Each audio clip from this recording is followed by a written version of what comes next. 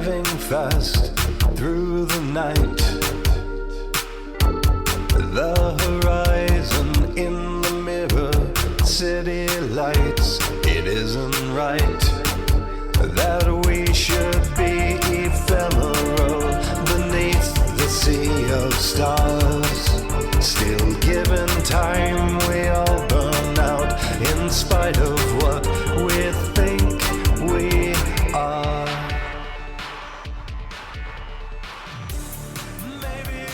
Welcome to the special episode of Void Signal.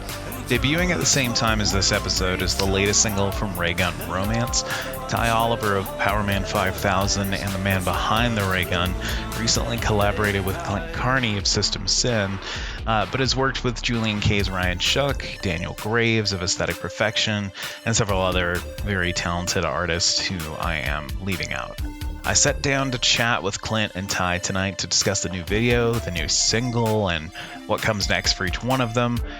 So enjoy, and we'll talk again soon. Here's the interview. Thanks. Pray for a curse that never comes. The worse we feel, the more we fight. There it is. Okay. Hello. Oh, hey, there he is. All right. What's up, dudes? How are you guys? Look, we shouldn't be recording. We should just go watch Velocipastor and call it an evening. Yeah, I've heard good things, surprisingly. Well, not good things per se, but that it's enjoyable. That it's exactly what you expect from a film called Velocipastor. So yeah, I've heard that it is that it's acceptable. That's what I've heard, is that it's it is watchable. So yeah, I might have to give it a go. But it makes me feel like I should change careers, podcasting and promoting bands and artists. Waste of my time. Yeah, need to be. Go to making. All right, you guys have to fill me in on Velocipastor. Is that what it sounds like? Exactly it is. It's just a B. It's a B horror flick. Okay, that's kind of what I figured. Yeah. All right. Okay. It's about a youth pastor. Well, I don't know if he's a youth pastor, but he's a young pastor, and he turns into a velociraptor. Wow. Like a werewolf almost, and just murders people. It looks great. Hilarity ensues. Yeah.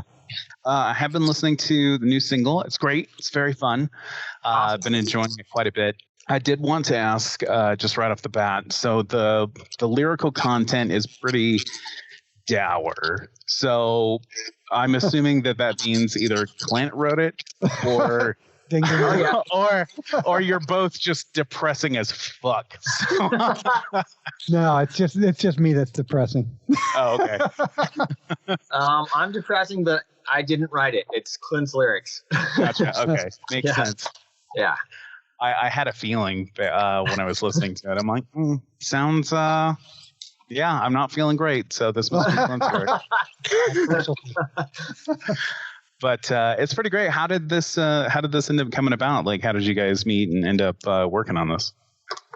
Well, I've had this project going for a little while now, and I've been a fan of System Sin for a while. And at the time that I made the demo, it was just an instrumental, and I was basically kind of trying to think, oh man, who could I bug to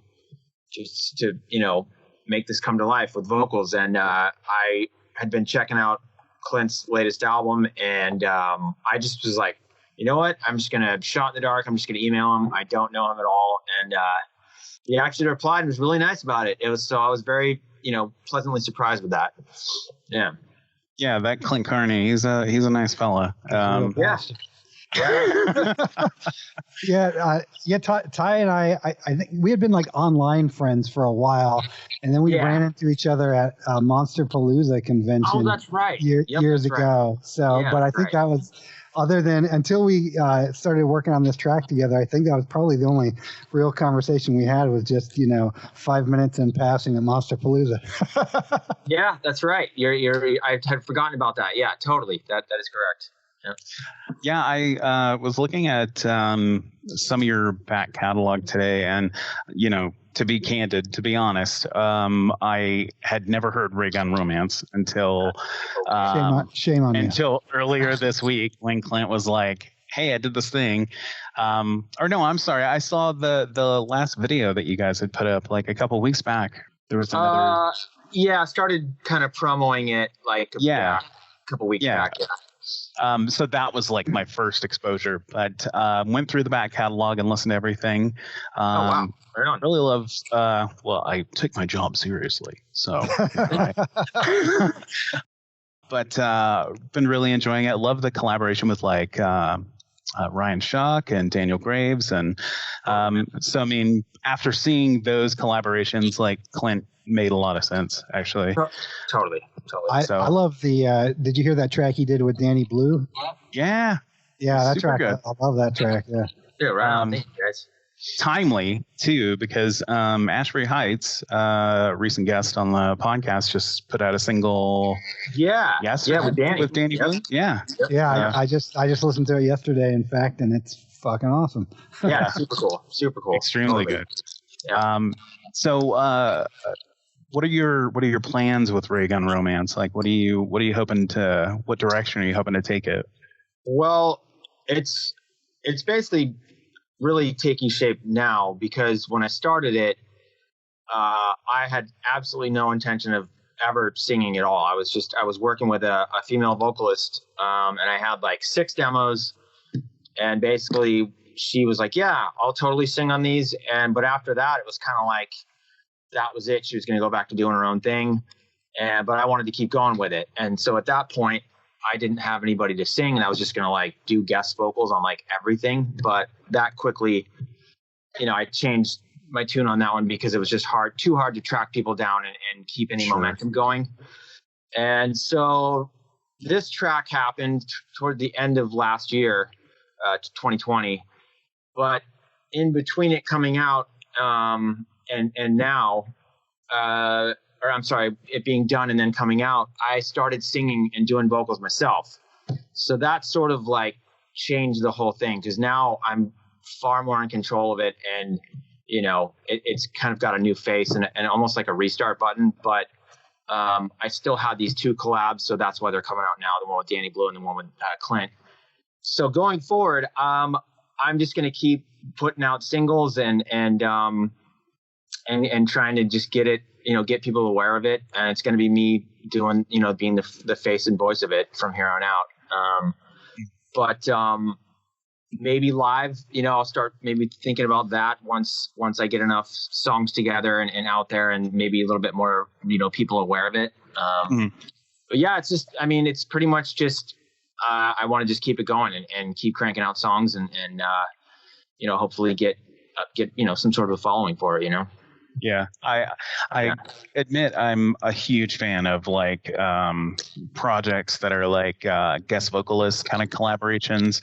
I know Clint's done a couple of those in the past, like Alex Matthews' Parallel Project. Yeah, did a track with, and then Brudershaft. Is that right? You did? I did the Brudershaft song. Yeah. Gotcha. Okay. Yeah, and so you've done a couple of those, and absolutely love those songs too. Was there anything significantly different about doing the Raygun Romance track? Yeah, to compare and I've sung on songs for other bands too that aren't necessarily guest vocal based, but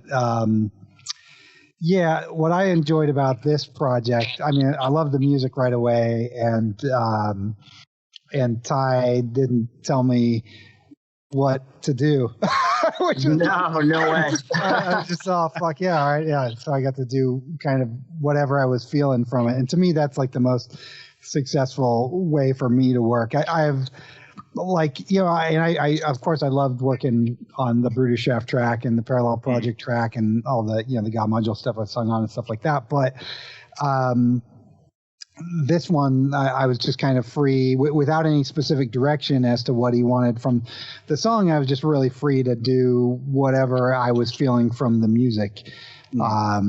which is, I mean, the music is actually pretty upbeat, but it seemed to lend itself well to the tone of the lyrics. I'm glad you put a stop to that shit. Yeah. Well, you're trying to be positive? Fuck that. I'd hate to listen to it and be in a good mood. Yeah. Oh, man. No way. That's not what we're here for. Well, it's good that you were able to collaborate with somebody who allowed you to just be a diva about the whole thing. So totally, that works out. Yeah. I honestly, that's exactly what I was hoping, is that he would just put his stamp on it. Like I didn't.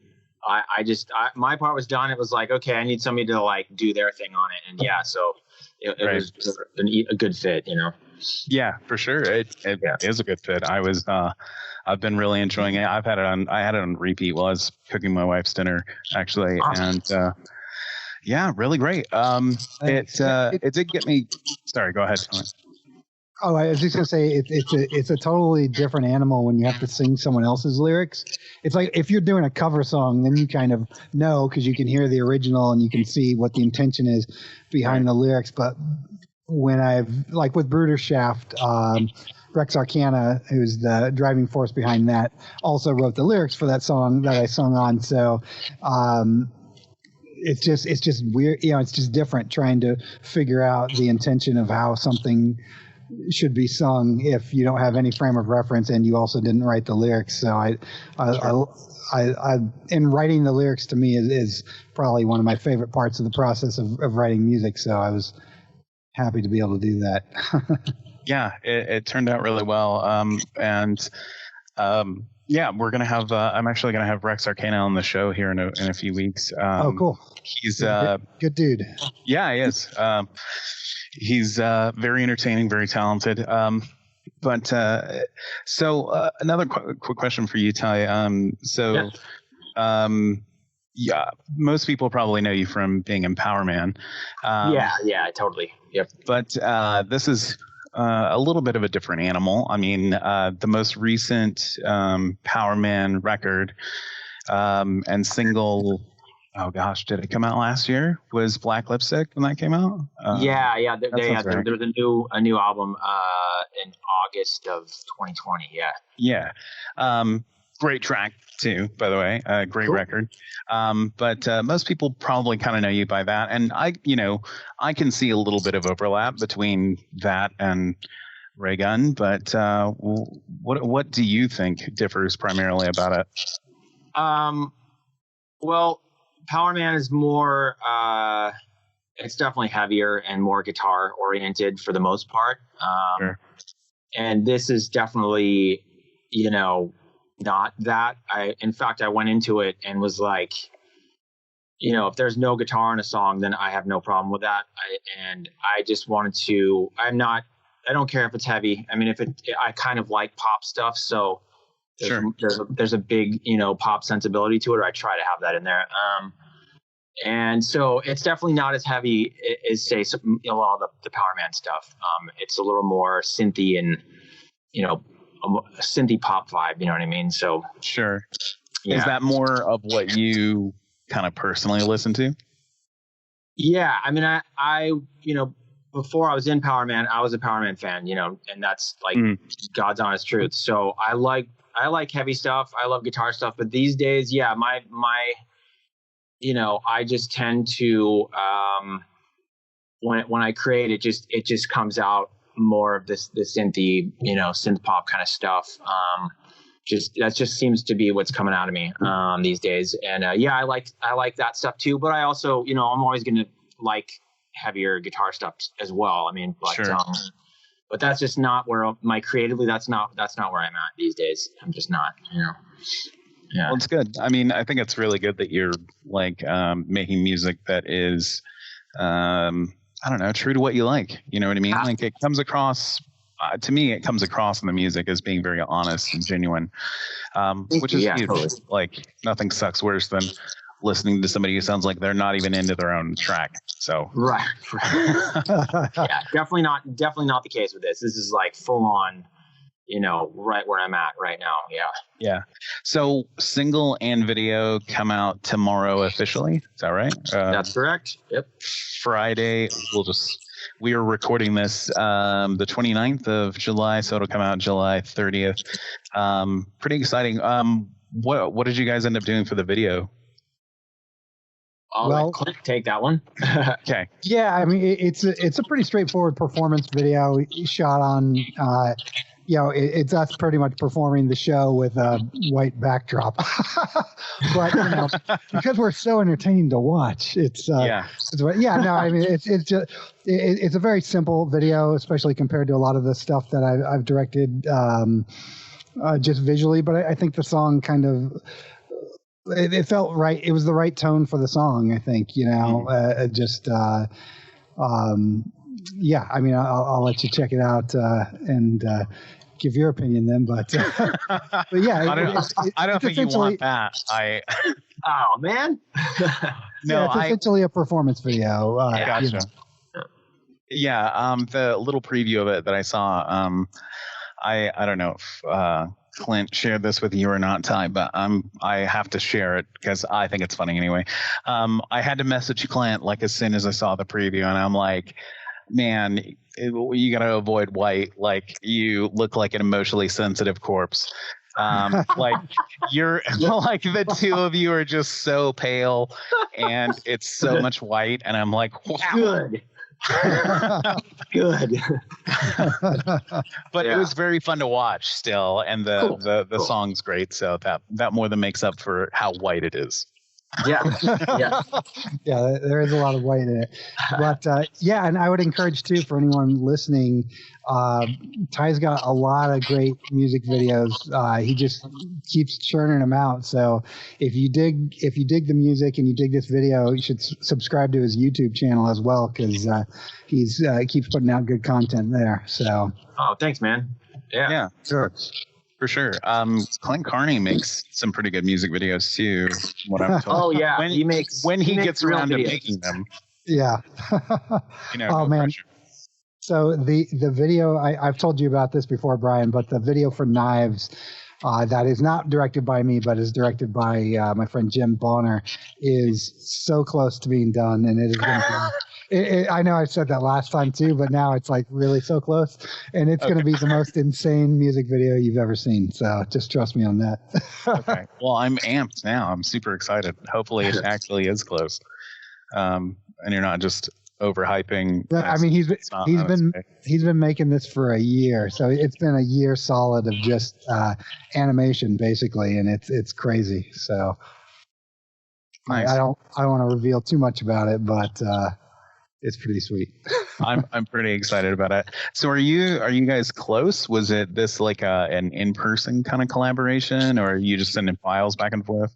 Well, we actually ended up living like within like 5 minutes of each other, and I didn't know that, but we also sent files. Mm-hmm. Gotcha. Okay. Yeah. So we exchanged files for the music, and then for the video, we actually just shot it at my place. So Ty just came over and we knocked it out. Yeah, totally. Wow, I'm impressed. Yeah. Awesome. Well, so what else is going on with you right now, Clint? Like, I know you just had supposedly there's a music video at some point. I've heard that rumor, but what else is going on with you? The last time we spoke, you kind of mentioned that you were just busy with a lot of like film work. Is that primarily what you've just been working on lately? Yeah, I mean, I do. Yeah, doing a lot of post-production work these days, just to keep the lights on. But I'm in the tail end of writing the script for what I hope will be my next feature film. So, cool. I should be finished with the first draft this weekend if all goes well, and then. A lot of work to go before it goes from script to screen. But that's going to be kind of my main focus for probably the rest of the year and the first half of next year, if not beyond that. Right. I was just going to say, so no new System Sin for a little bit. I've been working on stuff. I still write stuff, so I have a few tracks in the works that are that I might just drop if I get them finished. I won't focus on putting a whole album together until I'm done with this movie for sure. But I may drop a few tracks in between if I get any finished that I'm particularly happy with. We'll see how that goes. Okay. All right. Well, I guess I'll accept that answer. I'm profoundly disappointed, but that's okay. Hey, I just had one come out this year, man, and then last year. So. You think that's enough? You're wrong. So, Ty, I did have another question for you, actually. You said that you've taken over vocal duties for the project. You'd never sung before. You just kind of decided to try your hand at it. Yeah, no, I had never done that before. I'd never recorded my voice. I'd done like karaoke, I mean, that was the extent of it. So I kind of had some sort of sense of like what I could kind of get away with, but recording your voice is totally different. I mean, so. Mm-hmm. But yeah, at the beginning of the year, and I think actually when I went and did the video with Clint, I hadn't even decided to do it yet. But shortly thereafter, because I was basically just, it was out of necessity. I had all these songs and I wanted to keep the project like going. And I was like, you know what, screw it. I'm just gonna try and sing. I mean, I'm kind of forced into a corner here. And I did a cover song first, and I showed it to somebody. I had enough confidence with it to show it to somebody, and their reaction wasn't like, "Oh my God, this sucks." So I was like, "All right, okay, I think I might be able to pull this off." And I fooled them, and then I did an original, and it came out. I was really happy with it, and I was like, you know what? It just kind of snowballed, and I was like, "All right, I'm doing this, man." And so yeah, now I'm full steam ahead with it for sure. Yeah. I mean, that's got to be quite a change. I mean, nobody's super stoked about hearing their own voice on a recording. No. On a recording. It was very weird at first. Every time I go to edit, I just want to vomit. Like, it's awful. But I mean, you guys sound fine, but my own voice, I can't stand it. Nope. Nauseating. But well, the vocals did turn out. I wouldn't have guessed from hearing Raygun Romance that you'd never sung before. So, Yeah, you sound great, man. Yeah, mission accomplished. You did it. Yeah. Thank you. So you can retire now if you want. Like, I know. You made it. Mic drop. I'm done. Just a couple of singles. Peace out. Like, I'm out. Finished. Yeah. So, so you said that you had was Clint like the last of the collaborations that you had hanging around? Yeah, that was this is it. And so from here on out, it'll just be me fronting it. Yeah. Gotcha. Okay. Yeah. I got in right at the right time then. Yeah, totally. Exactly. So when this single like blows up, like you'll be obligated to bring Clint back for, probably. Yeah. Follow-ups and stuff. And then he's going to have to go on tour, and you guys are going to have to share custody and all sorts of, complicated things. Man, I got to tell you though, I'm really stoked on the track. And when we were working on it, I was also finishing up the work on my remix album, which had a couple original tracks on it. And I was just thinking, oh man, I wish I could put this on my album. I love it. But yeah. That's cool, man. Yeah, that's awesome. I mean, the remix album was so fun to listen to.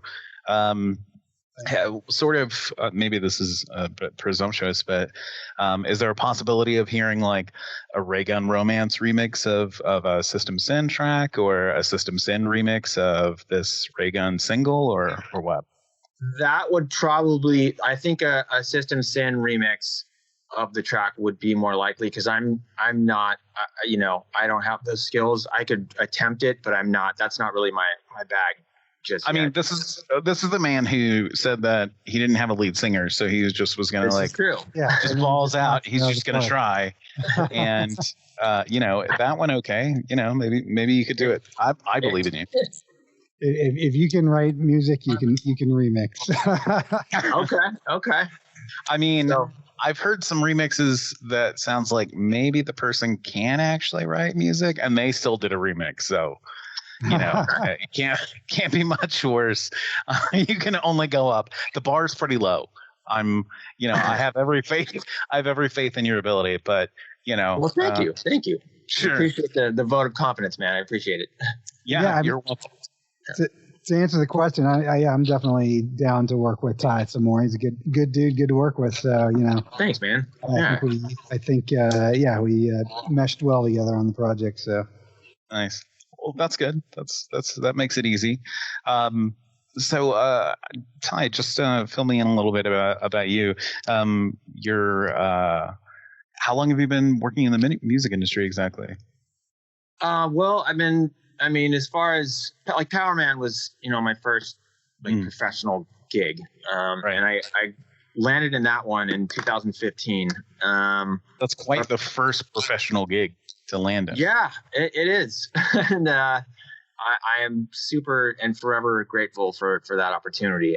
Because before that, I was pretty much just daydreaming about that kind of thing. So, but I'd been doing music and pursuing it, since I was, like 15 or whatever. But I was kicking around the Bay Area, San Francisco Bay Area. I'm from Santa Cruz, and I had my own original band for a while. It was more of like a Joe Satriani ripoff, and I did that for quite a while. Put out a couple CDs on my own, and then I got more into doing like a band thing and wanting to be like a part of a real band with a singer, and sort of kicked around the Bay Area with a couple like kind of goth industrial bands, and actually opened for some bigger acts along the way there. And then I'm just sort of putting it in a nutshell. And then the Powerman thing came about, and I moved to LA for that. And I've been here since, and it's super awesome. It's awesome because I get to get my guitar kicks out and my live kicks out. But then, this project, this last couple of years, especially now with the singing, it's like, I feel like this whole new chapter has opened up, and it's like really inspiring, exciting. And, I just feel like creatively, like super inspired these days. So, yeah. That's awesome. I mean, that's always a good thing. As somebody who is struggled with motivation for for much of my life. I mean, that must be, it's nice to like live the dream and for a little while, right? I mean, it's got to be nice. Yeah, no, absolutely, man. I mean, again, I'm forever grateful for the Powerman opportunity, and it's been nothing but awesome. By no means would I ever claim that like, I'm a rock star or like, anything like that, but I have gotten to do some stuff that I'm totally happy with, play some shows and play with bands that, I had them on my wall, like, a couple of years earlier. So, right. It's great, man. Yeah, that's awesome. And I do have to say, like, I was looking through some of the cover art and some of the sort of, ancillary kind of art that you've got surrounding the Raygun Romance project. I love everything that's going on with it. I love the sort of like, I'm a total sucker for like anything kind of Ray punk or aesthetic. Yeah. I just love the whole like retro futurism kind of a vibe to it. It's so good. Right on. Thanks, man. I super appreciate it. I've definitely been trying to kind of go for a certain thing, and it's it's still a work in progress, but yeah, I mean I'm also very limited with my Photoshop skills, so but I'm doing my best, man, so thank you. Yeah, sure. I mean, I didn't know that you had made it. I was so you're welcome. But like it's just, it looks great. Like I like everything that's going on with it, sort of. And it's in a similar vein to the Once Upon a Second Act cover. Like I love that that sort of the color tones on it, like the hot pink and like the purples, and it looks so good. Dude, thanks, man. Right on. Thank you very much. Yeah, it looks like an 80s strip club, and yeah, that's a good thing. Yeah, hell yeah, man. honestly, I've always been a big Birthday Massacre fan, and I really always liked that they kind of kept this sort of similar color scheme, and so I was definitely inspired by that a bit, you know. For sure. Yeah. So. Yeah, absolutely. Thank you. They make great. They have great album covers. It always looks like, you know, Never Ending Story. Yeah. Got hijacked by Prince or something. It's just very, very entertaining, very great. So another kind of question or comment I guess I had about the track itself. So what sort of informed your lyrical direction on this, Clint? Like you, obviously, you know, you received a song, it sounds upbeat, and you're like, okay, what can I do to ruin this? Put somebody into a existential crisis. How do I do that? Like, what informed your sort of path to that? Did you already have the title Sea of Stars when it arrived, or? No, I just started. I worked on it the same way I work on a lot of my own songs. You know, if for the songs where I write the music before I write the lyrics, which is about half the time I do it that way. I just listened to it a bunch, and then I just started. And then the melody just kind of pops in my head, and I start working out just the melody without words, and figuring out the amount of syllables in there, and then the words kind of fall into place. So I didn't set out to. You know, I never set out. I don't go, hey, I'm going to write the most depressing song in the world. It's just how things always turn out. But yeah, no, I think, you know, it's just kind of like to me, it was like a commentary on what feels like, you know, the meaningless pursuit of fame that is my life. That makes it. You know what I mean? It's so interesting, dude, because I didn't pick up on that at all. Now that you know that. Cool. All right. Well, bottoms up. Let's. I love it. Yeah. No, you know, I don't know. As an artist, it's weird because it's not. In order to succeed in any artistic medium, you need a degree of fame, and I don't really necessarily want fame, but I want to succeed at what I'm doing. You know, I want to do what I love for a living, and it kind of goes hand in hand. And it's always an internal conflict for me. Just that, like my desire to be a private hermit versus my desire to make art and to make a living off of art in any form, and that goes hand in hand with not being, you know, reclusive. So that was kind of, you know, part of it. But also, you know, it's I've been doing this for many years, and yeah, I don't want to turn the conversation to a dark place, but I'm actually this is actually pretty fascinating. So yeah, you know, so it's just sometimes sometimes you just sit back and go, this is fucking pointless. yeah. Yep. And there you go. There's a song. Awesome. Stoked. Can't wait to listen to it again. No, it's funny to me that you're all like, oh, I don't set out to write the most depressing, you know, song I possibly can.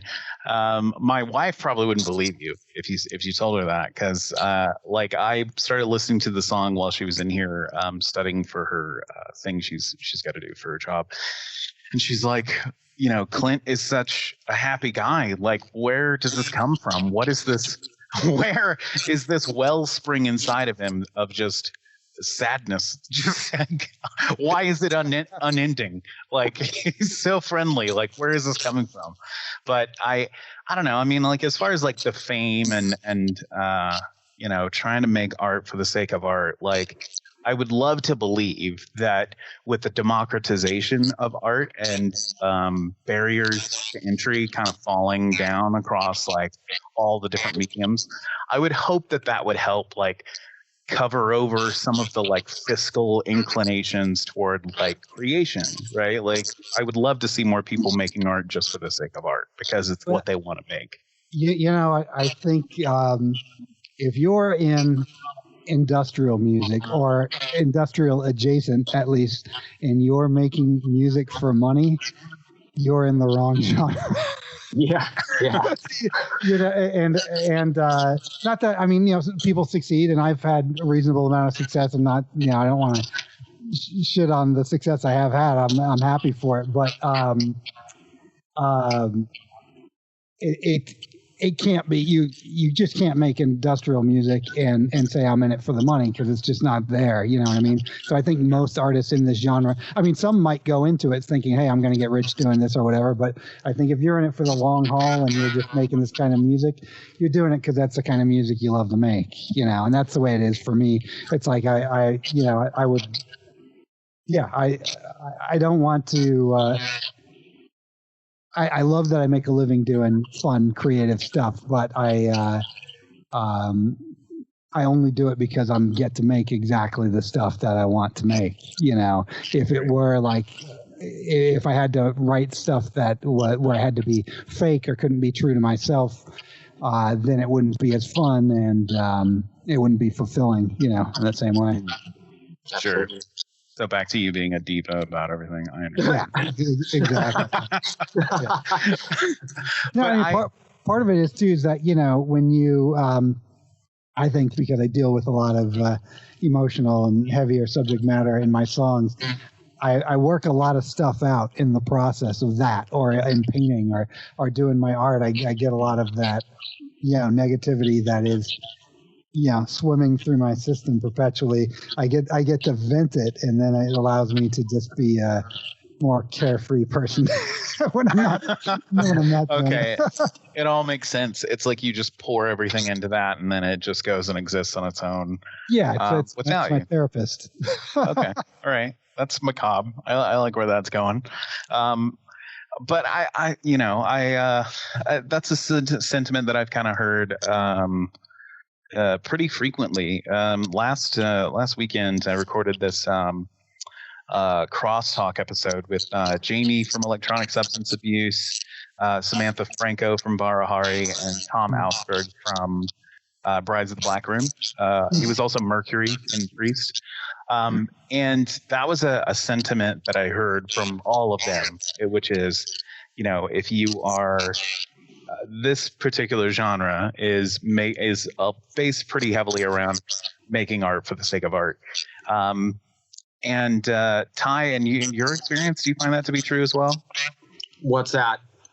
Just that people involved in this scene are sort of trying to make art just for the sake of art. I mean, getting paid for it is a bonus. Yeah, I mean, I feel because it's such a niche, kind of.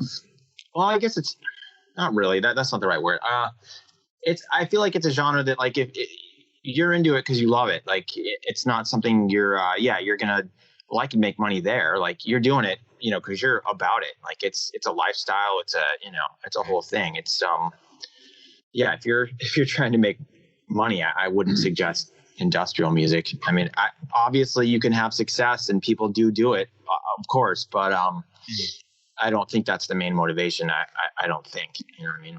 Definitely not for me, And I mean, it's such a, I don't know, genre is barely relevant anymore anyway, right? So, I mean, it's kind of hard to look at something like Raygun Romance or even System Sin and be like, and point to it and say like, well, this is industrial. Like, I mean, it almost doesn't fit, and it almost seems irrelevant.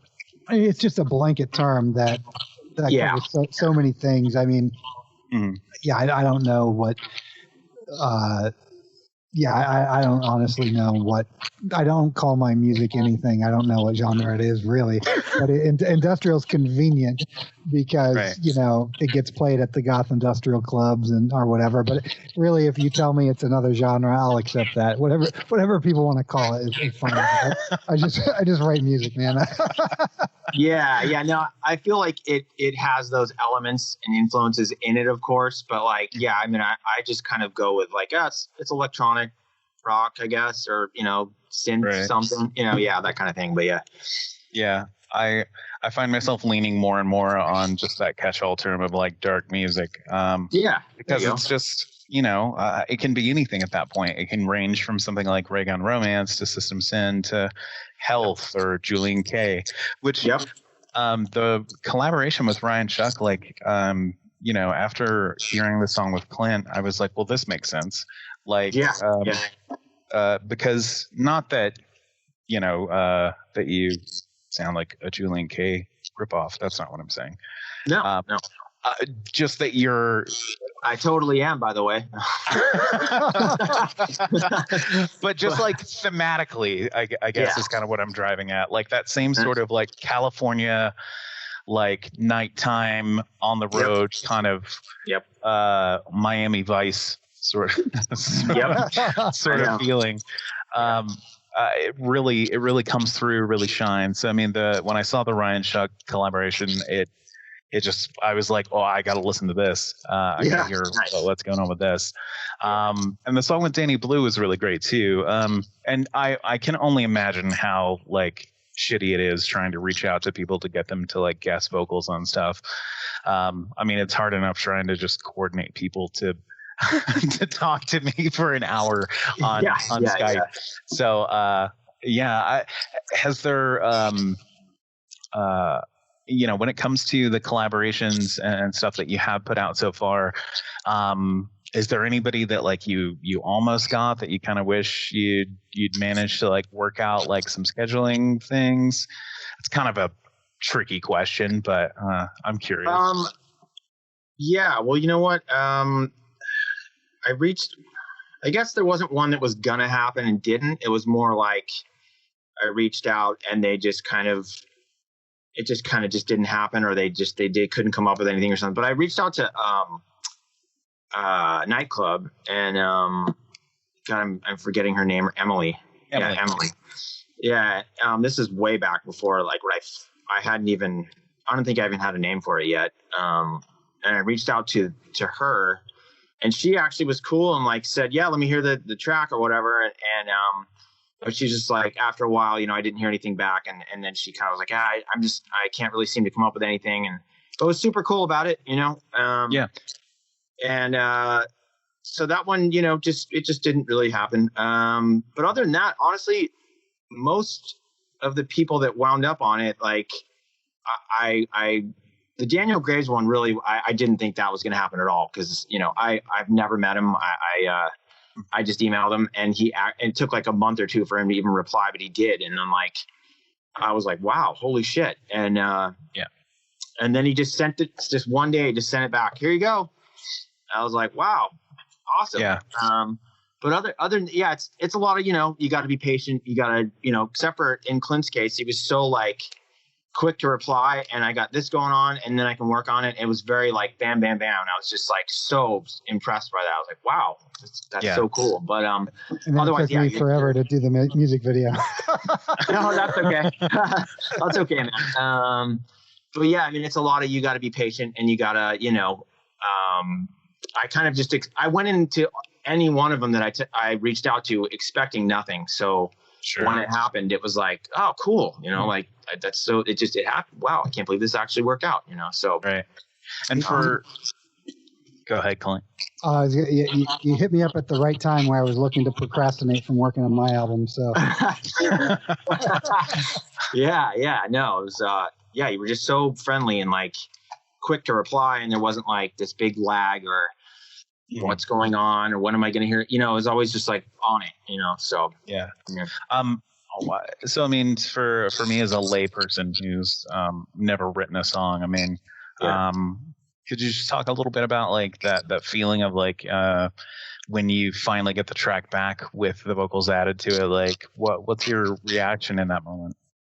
I mean, every time I've gotten, really lucky when I was, other people were doing vocals and I right when I heard it, I'm like, wow, this is great. Like holy moly. Cause I mean, I just, before that, all I have is this instrumental track that I've heard a million times. And then so to hear it like come to life and have it be great is just, it's awesome. It's like this, it's very satisfying. And like, it's kind of like you've been working on this task and sort of like mission accomplished. All right, this song is finally like a real thing now.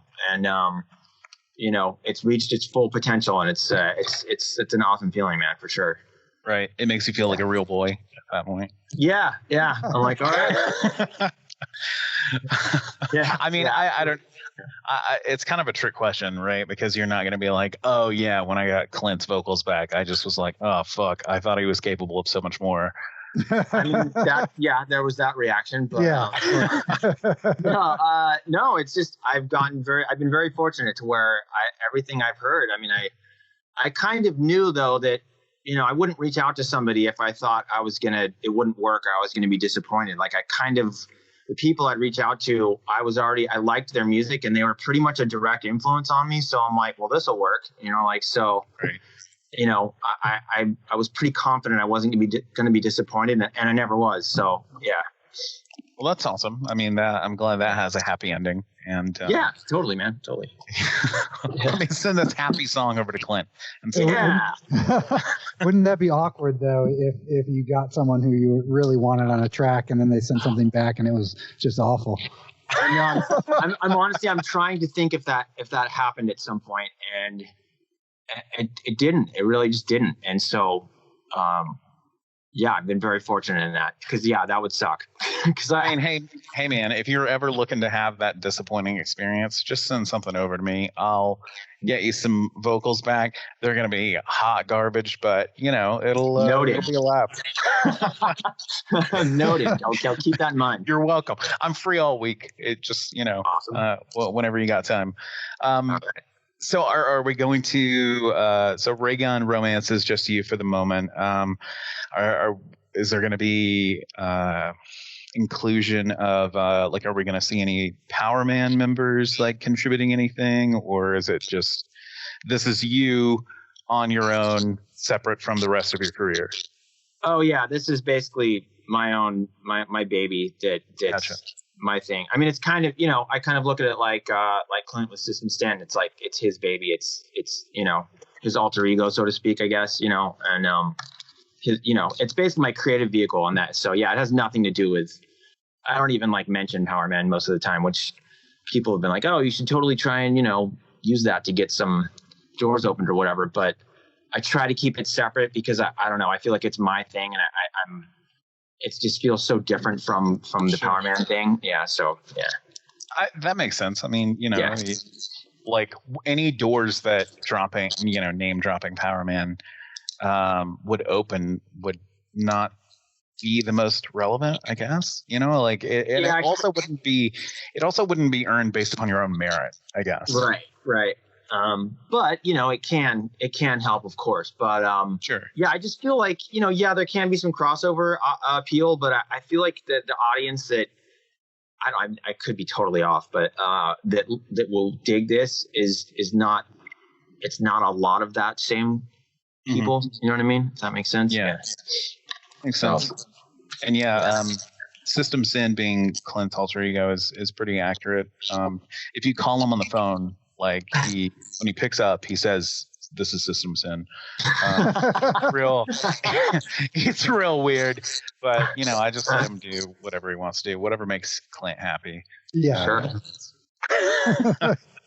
I don't think that's entirely accurate. I sing "This is System Sin." I like that. It's just for you, Brian, though. No one else. I appreciate it. Oh, yeah. The caller ID, you're just all like, oh, here he is. Yeah, he's going on another song. I mean, I'm glad you're trying to do fan service like that. It goes a long way. It makes me happy. So you recently, Clint, I'm going to ask you a question now. So not that long ago, you made a couple of zombie heads to start selling on your website. Oh, yeah.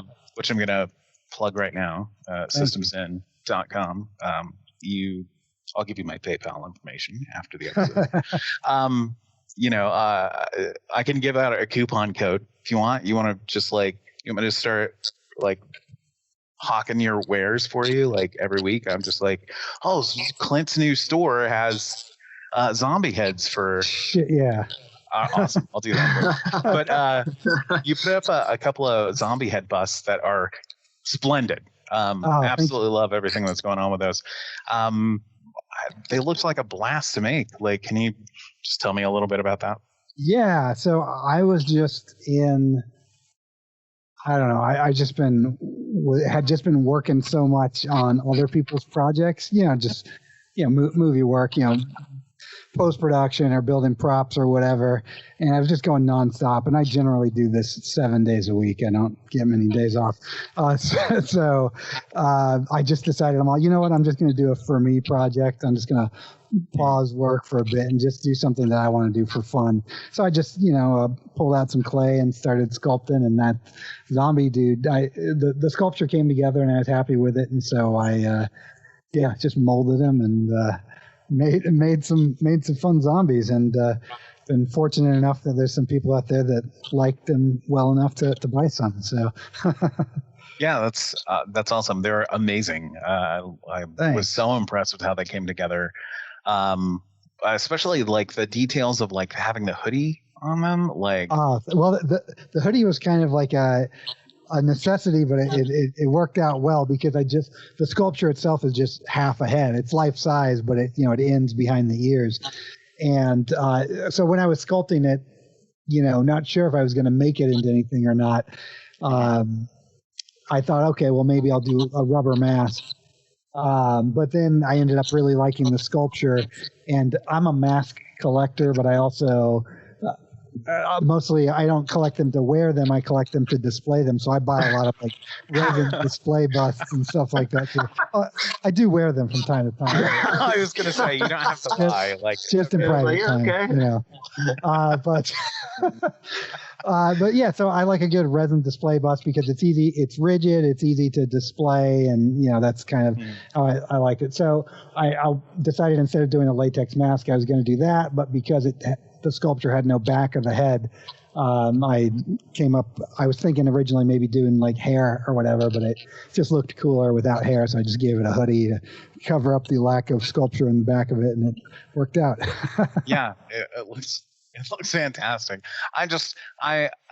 We have to derail the podcast for a moment because I am enamored with the idea of you like sitting around your house wearing masks, answering your phone, like, this is System Sin. And it's like, but it's all muffled like through the mask. Like, this is System Sin. Like, it's great. You end up sounding like Bane. That's in my mind. There's all sorts of amazing things that happen in the Carney household. Well, I won't tell you what mask I'm wearing right now then. I have to say his house, there's a lot to look at, and just it's a scene, man. He has so many cool props and masks and posters, and yeah, I was just like, when I went over there to do the video, I just wanted to like look at everything for like, I was just like totally, enamored by it. It was very impressive. Yeah. I was in Clint's house once years ago, and I still have trouble sleeping sometimes. It was like you said, it was just like art everywhere. It was like walking through a museum.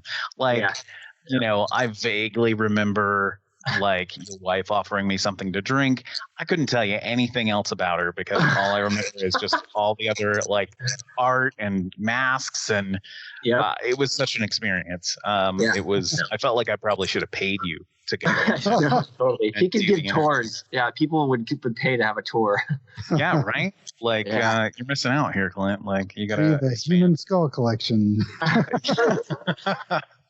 You have to give the tour while you're wearing a mask, and then absolutely. Yeah. Awesome. So as good as the song is, I'm a little bit biased because I like it. But as good as the song is, I'm a little sad that like it's just the one and done. Is there more that might happen in the future if Clint isn't too busy with his mask wearing movie making future? I mean, it's definitely not out of the question. I mean, I'm down for it.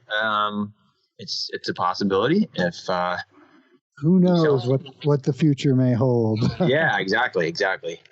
Gotcha.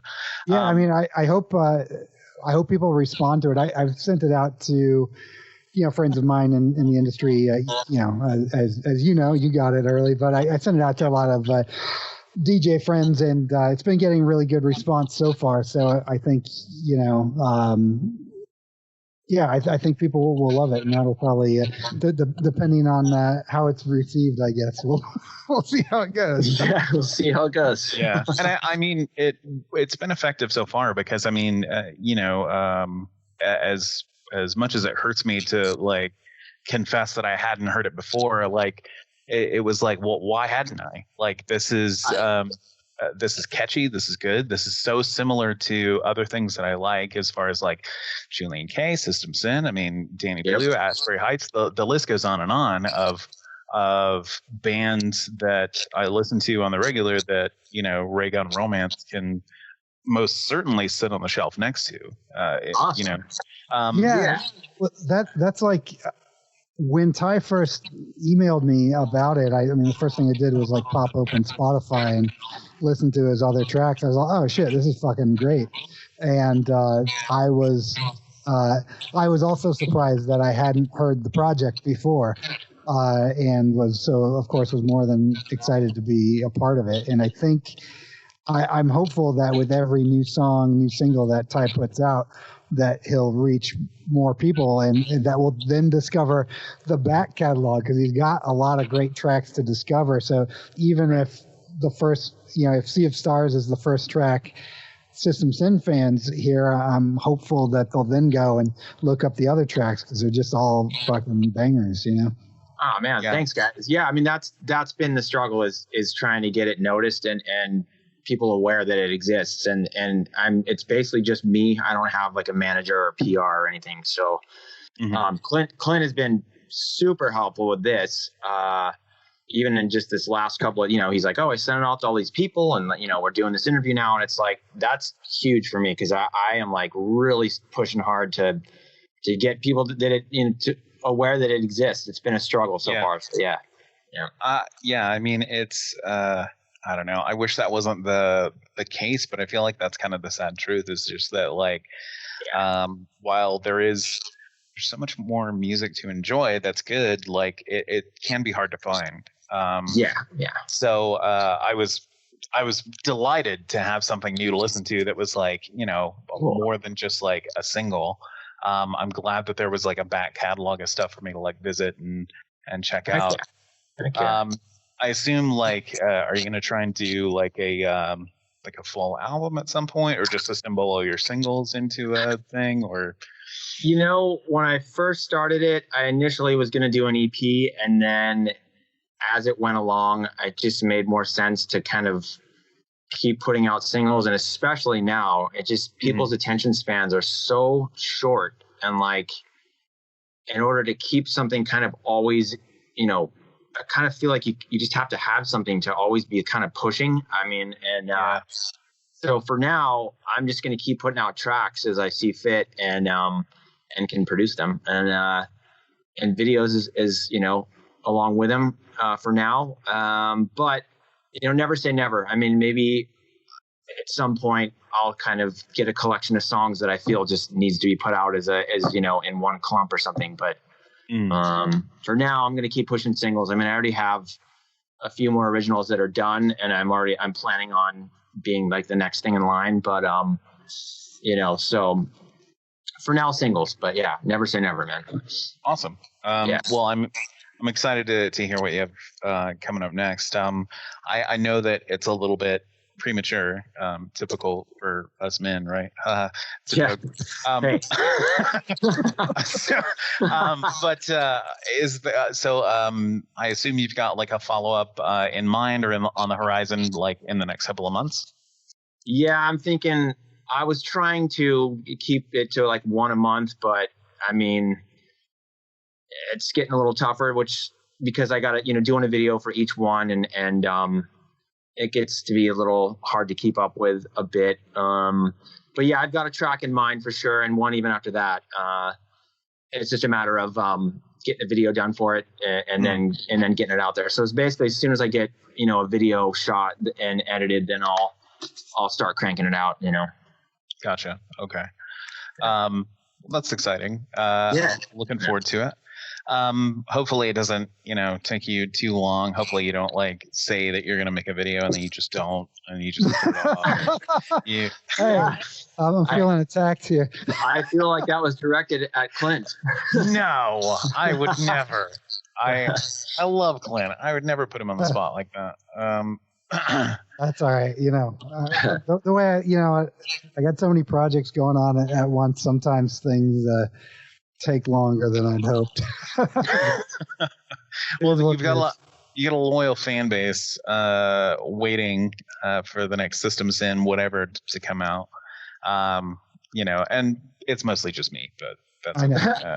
I appreciate it. Hey, I'm one of those people. Yeah, me, Ty, and my nephew are just single-handedly keeping you in business. Yeah, there's 3 of you, and that's all that matters. You're welcome. But I'm excited for the next thing that each one of you ends up putting out. I would just say, hey, if you aren't familiar with the project Raygun Romance, there's music videos. Go check them out on YouTube. Check out the music on Spotify. Follow, subscribe, all that usual. It's on Instagram. Just check it out if you haven't. And because like you'd said, there's quite a few tracks there and some music videos to check out. So just please, by all means, check it out. Yeah, I just feel so remiss that this is something that I was missing out on. Man, it's all good. It's all good. Shame on you, Brian. I know, I'm so shitty. God. But honestly, I feel that way about a similar kind of story to I just had Biddy Cobra from Julian K and Matt Black on the show, and similarly, I feel like Matt Black is also sort of this like diamond in the rough of like, holy shit, why are people not listening to Matt Black and Raygun Romance all the time? Like these are great and not so dissimilar. I feel like I know that name. That sounds very familiar. Matt Black. Yep. Yeah. And like the A is a V because I don't know what their reason is. Cool. I mean, it's whatever. But man, the single's great. I'm looking forward to seeing more of the video.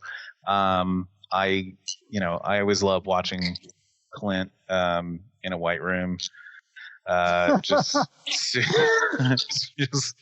painfully white. It's my favorite. It's just my favorite thing. So yeah, making a lot of stupid faces. So pretty fun. But I genuinely am excited about it, and the Danny Blue track is so great too. Like it's really good. I'm glad that you're honestly, to give you a little bit of a heart to heart. I'm really glad you're making music. Like this is good stuff. And thanks, man. Thank you. It feels very, very genuine, very authentic. And that's kind of what Absolutely. I really appreciate about Clint's music as well. And what drew me to his work to begin with was just that feeling of authenticity of like every single song that comes on. I've got this kind of nostalgic kind of sensation of like, oh, I know what that's like. There's that human to human connection in it. Yeah. Thank you. Yeah. I'm really excited. Any plans or any opportunities have you thought about playing shows at all yet, or you were? It's in my head. I'm not totally sure what that would look like yet, but I want to eventually try and make that a thing. But as of right now, I'm just kind of focusing on writing music and getting it out there and getting people aware of it. But at some point, I want to pursue the live version of it. So eventually. Okay. Yeah. Gotcha. Any idea what you think that might look like as far as like what kind of an ensemble would you imagine for Raygun Romance? Ty, I don't know if you want this spilled yet, but I'm going to go ahead and leak it. Ty's been working on clones of himself.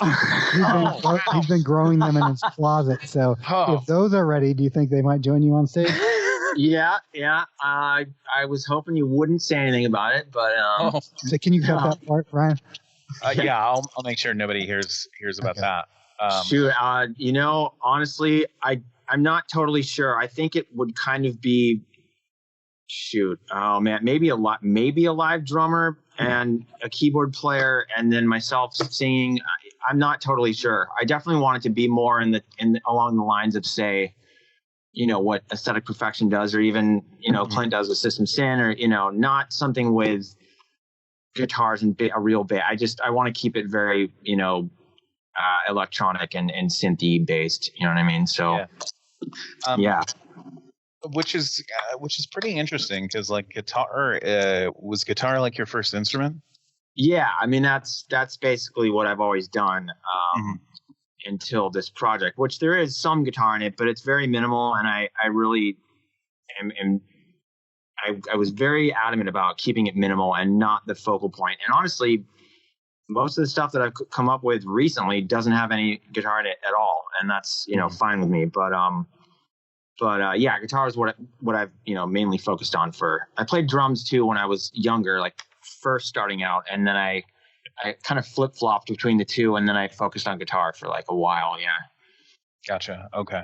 Yep. And so a pretty heavy electronic focus is maybe a little bit surprising in that case. I feel like a lot of guitarists tend to just sort of continue doing what they were doing in a sense, like or lean very heavily upon their own, like what they're comfortable with, I guess. Right. It just seems from the outside looking in, and I could be completely wrong, but it does seem from the outside looking in almost as if with this project you're just all about stepping outside of comfort zones, with taking on vocal duties and stepping away from an instrument that you've not only is it your first and what you're familiar with, but also sort of what you're known for in a way. Yeah. And I don't know. It's just what feels good. That's what it's exciting in this project, and it's a lot more interesting and exciting to me right now than when I think about playing guitar or like a bunch of metal riffs or anything. Like that is like the furthest thing from my mind right now, just because I've been so wrapped up in this. So yeah, I mean, I definitely want, when I do think about a live version of this, I definitely want it to be very much more, and the electronic vibe and the synthy vibe, and like lots of cool lights and, that kind of thing. And minimal instruments, you know what I mean? So yeah. Easy to pack up and put together. Yep. Yeah. Absolutely. Yeah. Gotcha. Yeah. Okay. All right. Yeah. That makes sense. Just quick recommendation for you if you haven't heard them. Same for you, Clint. I don't know, have you guys ever heard "Dance with the Dead"? No. Okay. I feel like I've heard that name. I would hope that you had, like, and it's not Dead Can Dance, but Dance with the Dead. They're like this. Huh.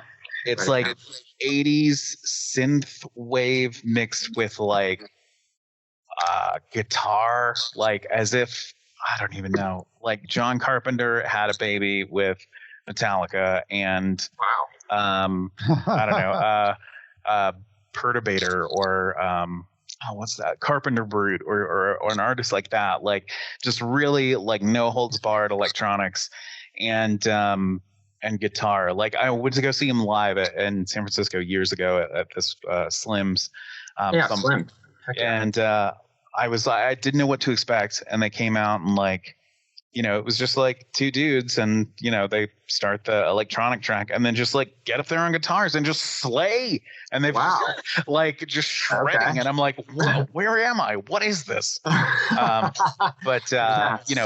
Leans very heavy on like the horror aesthetic and stuff. Seems right up your alley. For both of you, so I don't know, Clint, did you have anything that in particular that you wanted to talk about, or that you are working on? I don't want to take too much focus away from Raygun Romance, but I will promote. Okay. I'll do a quick plug just because I got a couple of movies coming out this year. So I got a couple of movies that I acted in coming out later this year. Oh, cool. So just tell people to look out for those. One is called Sister Tempest. It's directed by Joe Badon, who directed a film called God Inside My Ear, which is also really badass. But anyway, Sister Tempest, I think it's coming out probably in a couple months, and I play some weird angel in it, and nice. But yeah, it's a really cool flick. I think he's a really talented filmmaker. And then there's another film coming out later in this year called Escape from Area 51, which is a total goofy, campy alien movie. Nice. Super fun, tongue in cheek, and I have a small role in that as well. Right. And then one more movie plug, and then I'll shut my pie hole. Kelton Jones, who directed Dry Blood, which was the film that I wrote and produced and acted in. He's got a new film that he's begins filming on this week, in fact, and I've got a small role in that too. I don't know what the final title of that film is, but keep an eye on what Kelton Jones is doing, because it should be a pretty badass movie. So, and thus ends my plugs. Yeah, I remember you vaguely mentioning the Weird Angel one, because I want to say that when you first told me about it, you said that like you play a Weird Angel with a mullet. Is that right? Yeah, it's got I've got this bleach white mullet wig on. Love it. But there's also like this there's like a VFX all over me as it's happening. It's like a weird glowing skin thing, kind of a la Outer Limits look. It's a really strange film, but like really I love it. I'm really proud of having just a small part in it. So I recommend it if anyone out there is a fan of bizarre cinema. This is definitely it. Sign me up. I definitely am. I'd love. I mean, I'm not sure if you're aware of this film Velocipastor. But it's but I mean, no, like seriously, I do have a film recommendation, and I'll use this as a segue into the last question that I ask every podcast, which is, what are you enjoying right now? And the answer can be anything, but my answer is going to be, so we're getting ready to start recording a new a film podcast with my wife and a friend of mine, and the first movie we're going to be reviewing is one of my favorites. I have to recommend it. It's from like 1991 or 3 or 2 or something. Frankenhooker. It is an absolute it's a film. It certainly is a movie that you can watch, but I mean, there's some interesting like gender politics kind of stuff going on in it, and like I don't know, I think it's remarkably kind of it's becoming like remarkably relevant, I feel. But anyway, it's a great film. It's a lot of fun. Can't say enough good things about it. But yeah, Frankenhooker, I'll give you a little basic Frankenhooker backstory. I'm very excited about this. Frankenhooker was written by Bob Martin, or Robert Martin, who used to be, I believe he was the original editor of Fangoria magazine. And we actually used to work together like 20 years ago. We had a day job at the same place together. And he was a really nice guy, really, really cool. And he also had written a novelization of the film Brain Damage, which he was kind enough to sign a copy of for me. But yeah, unfortunately, he passed away last year, I believe, or the year before.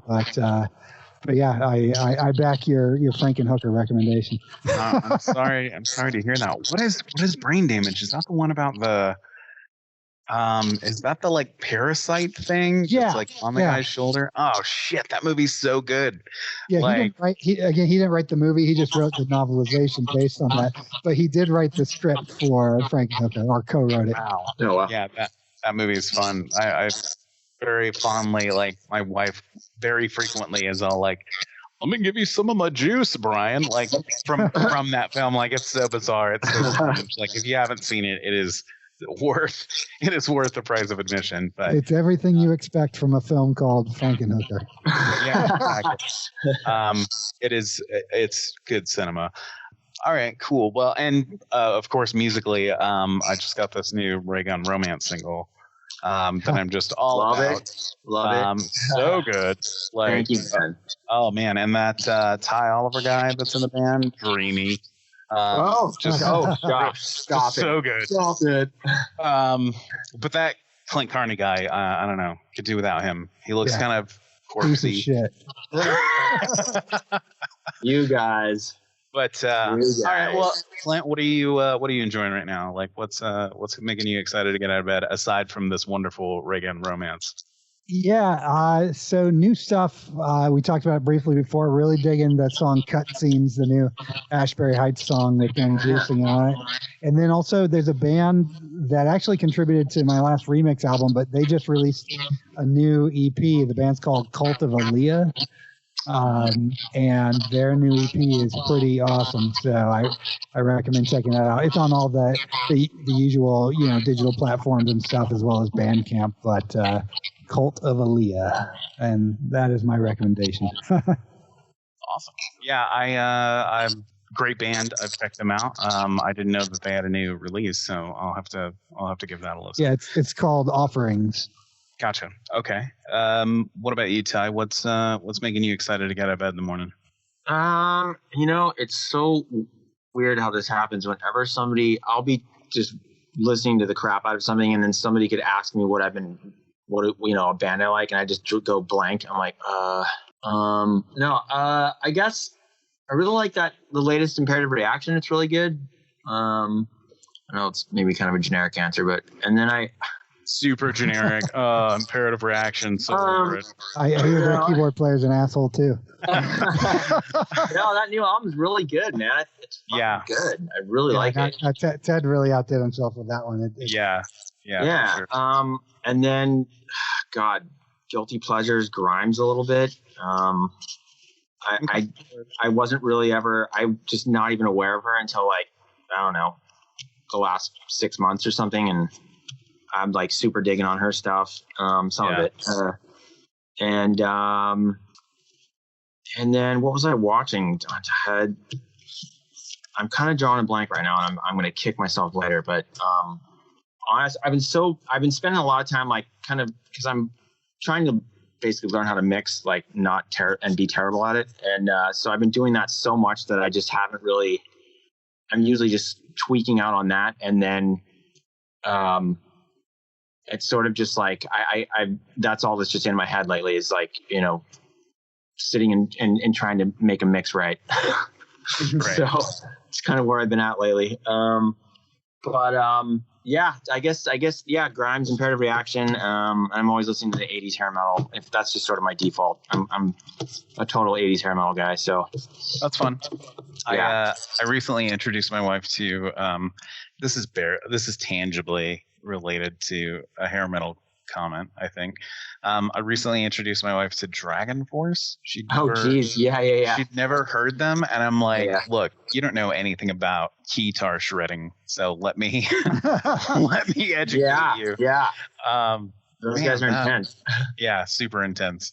Yeah. And that's that's a goal for you with Raygun Romance, be able to shred on a keytar, a keytar. Yeah. I mean, that's what's missing from the music, honestly. So yeah, I'm looking forward to you include keytar. That. Okay. Yeah, that's my professional feedback for you. So, if there's nothing else that either one of you want to talk about, then I will go ahead and let you both go, and I will get this edited and put out later tonight. Awesome. Hey, Brian, thanks so much for having us on the show, man. Really appreciate it. Hey, my pleasure. Anytime you guys have thank you, man. Yeah, sure thing. Anytime you guys have new stuff coming out or something that you want to talk about, this is I don't know. I'm trying to regard Void Signal as sort of this revolving door. You're welcome to come on the show anytime. Even if you're just not the main guest, even if you just want to hang out and bullshit with whoever the next guest is going to be, I think that's fun. And I think there's a lot of value in it. And, sort of artists talking to artists, because I don't know, we're all in this together, right? We're all trying to pursue the dream job. So yeah, absolutely, man. All right, cool. Well, thank you both so much, and I will make sure and get you both tagged and plugged and everything on the socials. And yeah, man, thanks for reaching out, and thanks for telling me about Raygun Romance. This single's great. I can't wait to see more of the video. I can't wait to hear what you do next. Awesome, man. No, thank you very much, and I appreciate you going back and like checking out, the other songs and commenting on the graphics and whatnot, dude. I really appreciate it. So thank you. Yeah, my pleasure. Enjoy the rest of your evening, gentlemen, and thanks again so much. Yeah, thank you. Have a good one. Thank you, man. Cheers. Bye. Cheers.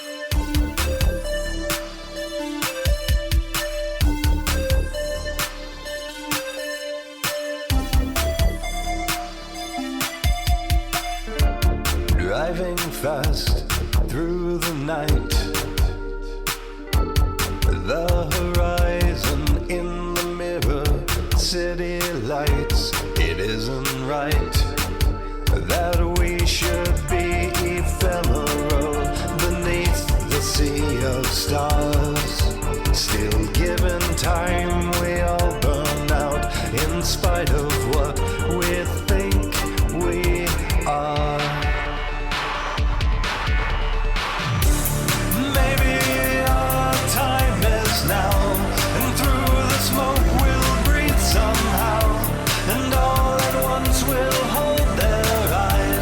Flowers bloom and then they die.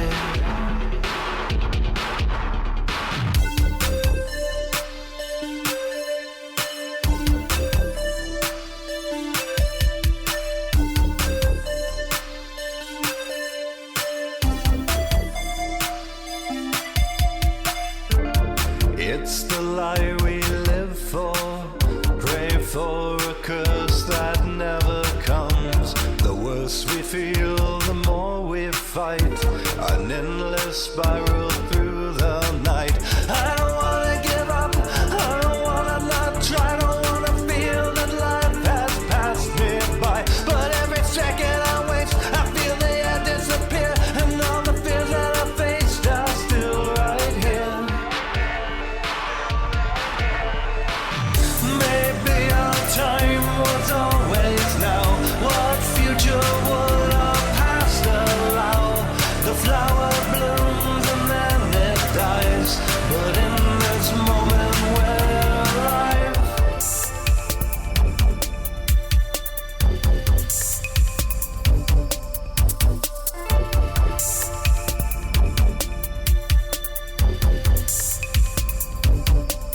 For pain we've had and fame we've missed, and all the times that don't exist, we try